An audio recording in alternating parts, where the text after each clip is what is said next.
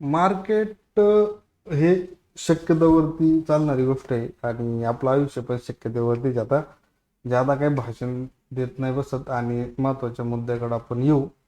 आपण जर पाहिलं तर एकंदरीत आपण आठवड्यावरती जर गेलो इथं बुलिश हरामी पॅटर्न झाला होता. म्हणजे जे चालू रेड कॅन्डल जे आहे, म्हणजे ही जर रेड जर पाहिली आपण एक आठवड्यावरती, आपण आठवड्याची रेड कॅन्डल, त्यानंतर ही ग्रीन कॅन्डल, ही हा झाला बुलिश हरामी कॅन्डलस्टिक पॅटर्न. तर बुलिश हरामी कॅन्डलस्टिक पॅटर्न जर झाला तर इथं आपली एंट्री होती, पण एक दिवसावरती होती आपली, आणि याच्या खाली आपला स्टॉप लॉस होता.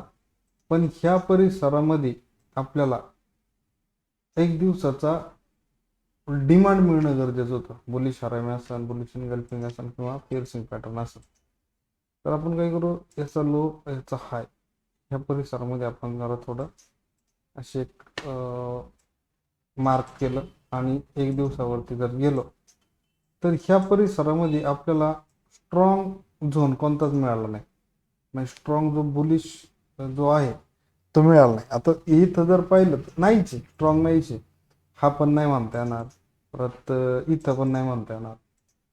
आणि त्याच्यानंतरही आपण काय केलं होतं की 4 दिवसापूर्वी एक जो व्हिडिओ टाकला होता, निदान ही जी कॅन्डल आहे आणि ही दोन कॅन्डल मिळून जर बुलिश कॅन्डलस्टिक पॅटर्न जर झाला तर मार्केटवर जाण्याची दाट शक्यता. आता झालं की मार्केट एवढं खाली आलंय, अजूनही मार्केट खाली जाऊ शकतं, जाऊ शकत नाही अशातला भाग नाही. परंतु एक आठवड्यावरती जर बघितलं तर ह्या हायपासून मार्केट जेव्हा इथं आलं त्यावेळेस मार्केटनी एक एक डिमांड ब्रेक केलेला आपल्याला दिसतो. हा डिमांड आणि हा डिमांड एक पकडला तरी झाला, कारण की मार्केटचा ट्रेंड जर आपण जर ह्या पद्धतीने जर बघितला तर इथून मार्केट खाली आल्यानंतर मार्केटने हा स्विंग लो ब्रेक केलेला आपल्याला दिसतो. बरं, हा स्विंग लो ब्रेक करण्यासाठी आठवड्यावरती हा जो सप्लाय हा कारणीभूत आहे. बरं, मार्केट इथून खाली आलं, पुन्हा ह्या परिसरात गेलं, इथून पुन्हा मार्केट खाली आलं. आपल्याला बाय करण्यासाठी मध्ये कुठं जागा मिळाली नाही, त्यामुळे आपण बाय केला नाही. आपण बाय करण्यासाठी बुलिश हरामी किंवा बुलिश इनगल्फिंग किंवा पिअर्सिंग पॅटर्न पाहत असतो. बरं, आता जरी आपण बघितलं, अजूनही आपण बायचा विचार करू शकतो एवढं मार्केट खाली आलं तरी.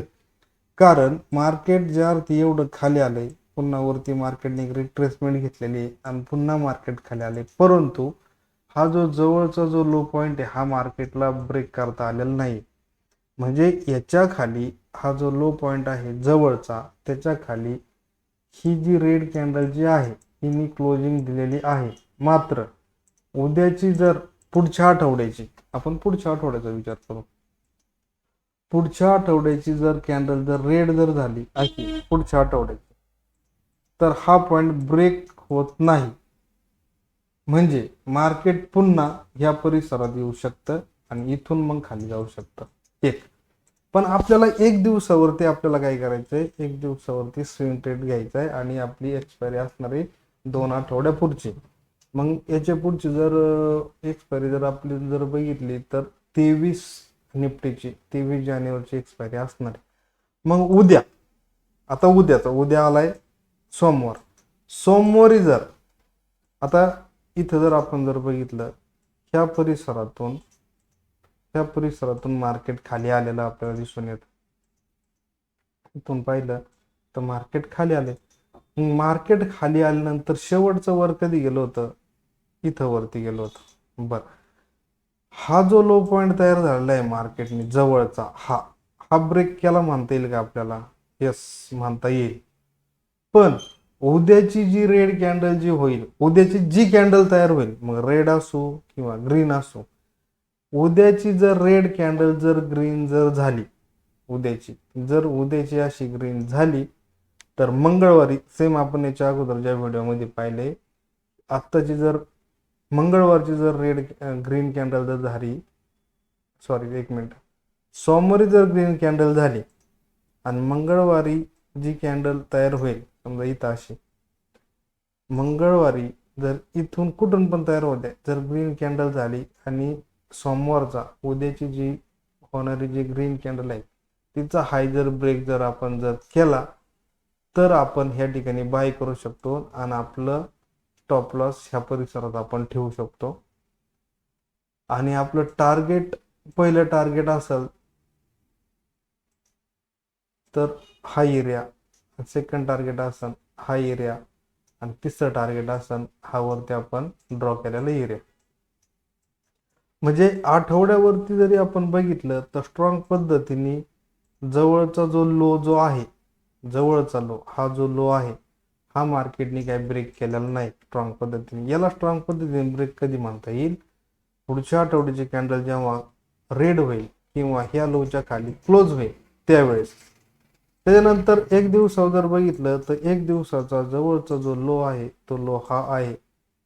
मार्केट वरून जे खाली आलं ह्या लोच्या खाली मार्केटने क्लोजिंग दिलेलं आहे. मात्र उद्याची जर ग्रीन कॅन्डल जर झाली त्या पद्धतीत तर हा लो ब्रेक आहे असं आपल्याला म्हणता येणार नाही. आणि सोमवारी मंगळवारी जर सोमवारी ग्रीन कॅन्डल झाली तर मंगळवारच्या कॅन्डलनी हा जो कॅन्डलचा हाय आहे सोमवारी जर ग्रीन झाली तर मंगळवारी जी कॅन्डल सुरू होईल तिने जर सोमवारच्या कॅन्डलचा हाय पॉइंट ज्या ठिकाणी ब्रेक होईल त्या परिसरामध्ये आपण ब्रेक झाला तर इथं आपली एंट्री असणार आणि आपला स्टॉप लॉस हा असणार. आणि एक्सपायरी आपली 2 आठवड्याच्या पुढची म्हणजे 23 जानेवारीची आपली एक्सपायरी असणार. हे आपल्याला काय करायचंय? फक्त पेपर ट्रेडिंगसाठी आपल्याला करायचंय. रिअल मनी आपल्याला वापरायचा नाही. एक अभ्यासाच्या दृष्टिकोनातून आपण हा चार्ट बघत आहे. तर बघू पुढच्या 2 आठवड्यामध्ये मार्केट कसं काम करतं ते. पहिलं टार्गेट जे आहे मार्केटचं, पहिलं तर हेच आहे, त्याच्यानंतर हे टार्गेट आहे आणि त्याच्यानंतर हे टार्गेट आहे. आणि इथं गेल्यानंतर ह्या परिसरात गेल्यानंतर मार्केटला खाली जायचं आहे यात तीळ मात्र शंका नाही. परंतु हाय त्या परिसरातून सुद्धा मार्केट खाली येऊ शकत नाही असं नाही, इथूनही येऊ शकतं. परंतु उद्याची जर ग्रीन झाली तर परवाची पण ग्रीनला ब्रेक केल्यानंतर आपण बाय साईडला बसू शकतो. बस या ठिकाणी थांबू.